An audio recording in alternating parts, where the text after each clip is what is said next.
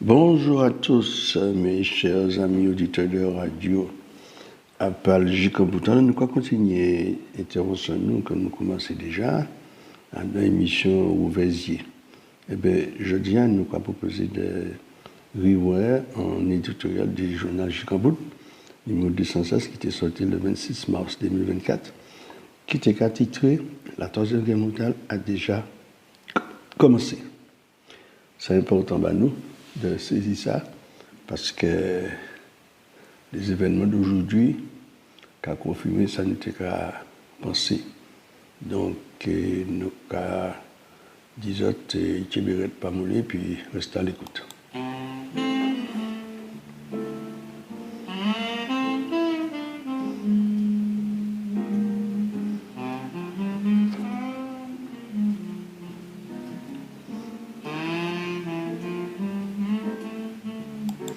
Alors, article important. Écoutez bien. Beaucoup de commentateurs commencent à poser la question: le grenage infernal qui s'est enclenché en Ukraine débouchera-t-il sur une troisième guerre mondiale? Façon de suggérer que celle-ci ne dépendrait que de ce conflit-là et de son issue. C'est vrai que la confrontation a déjà commencé entre l'OTAN et la Russie sur le territoire ukrainien, a ouvert la voie à un conflit militaire majeur et généralisé.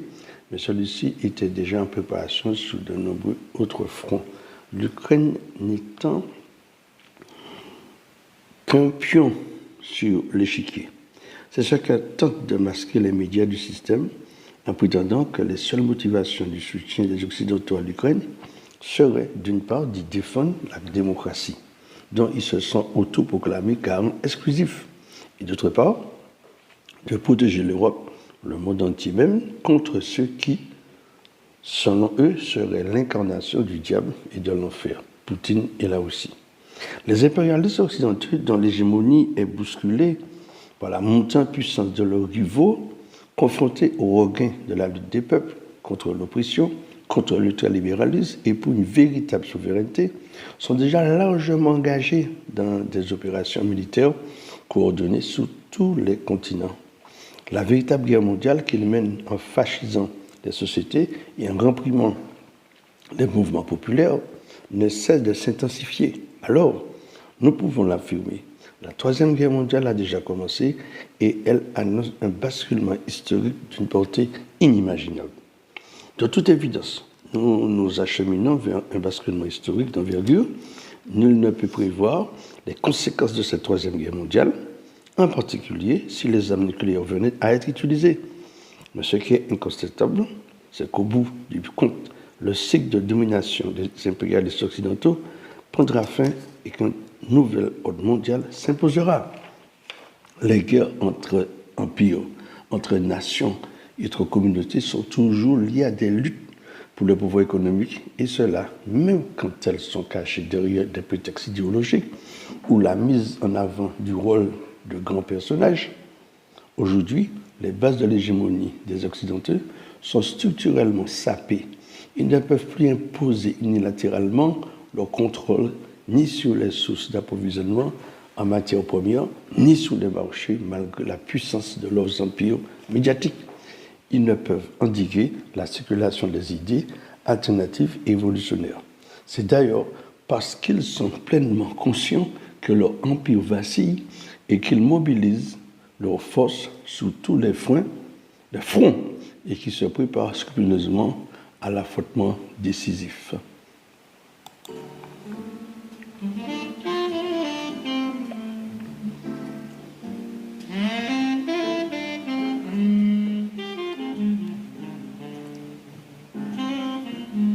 Ainsi donc, les puissances rivales se préparent à l'affrontement décisif et celui-ci est inéluctable.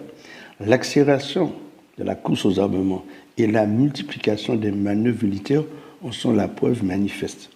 On constatera que partout, les dépenses militaires augmentent et les USA restent la puissance la plus dangereuse. Les manœuvres impliquant les armées des camps opposés se répètent, année après année, dans les différentes zones géostratégiques. Citons deux exemples édifiants. Fin janvier 2024, les 31 pays de l'Alliance euro-atlantique et la Suède ont lancé l'exercice militaire le plus important depuis la guerre mondiale, prévu sur plusieurs années. Steve Fast, Defender 24, mobilisera 90 000 soldats sur tout le continent européen. Les moyens techniques mis en mouvement sont énormes. De leur côté, au mois de mars, la Chine, l'Iran et la Russie ont entamé un exercice naval conjoint dans le golfe d'Oman, près de l'embouchure du golfe Persique, tout ça toujours en 2024. Les positionnements des forces armées ne laissent aucun doute quant aux objectifs des uns et des autres. Par exemple, encerclement de la Chine, de la Russie d'un côté, encerclement de Taïwan et manœuvres régulières dans la mer de Chine de l'autre, connaissant sérieusement l'histoire de l'humanité pourraient croire que tout cela ne sert qu'à impressionner l'ennemi ou à amuser la galerie.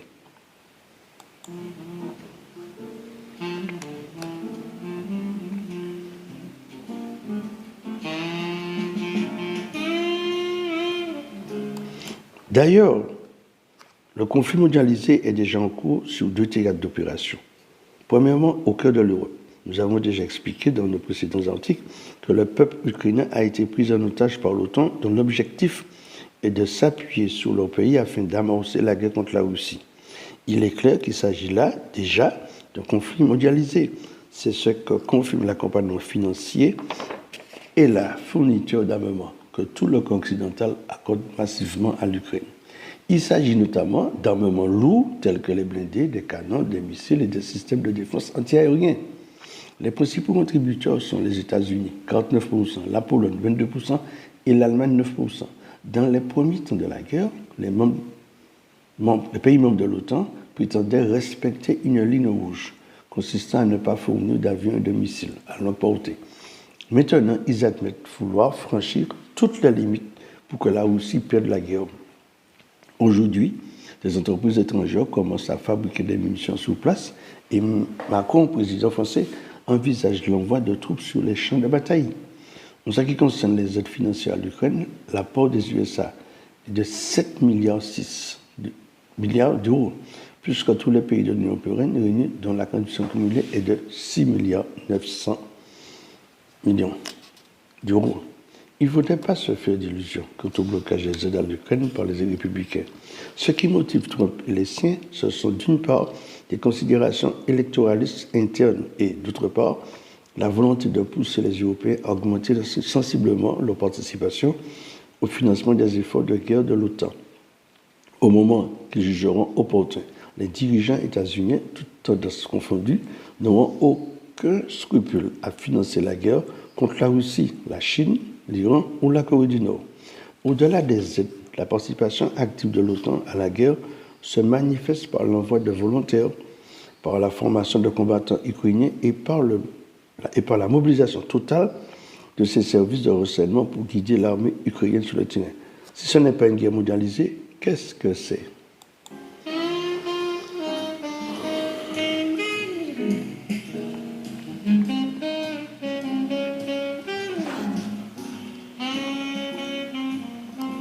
Au cœur du Proche-Orient, comme c'est le cas pour le conflit en Ukraine, les médias occidentaux diffusent un narratif visant à masquer le caractère mondialisé de la guerre qui sévit au Proche-Orient. Non, il ne s'agit absolument pas de la vengeance d'un pays contre les terroristes ayant commis un abominable massacre.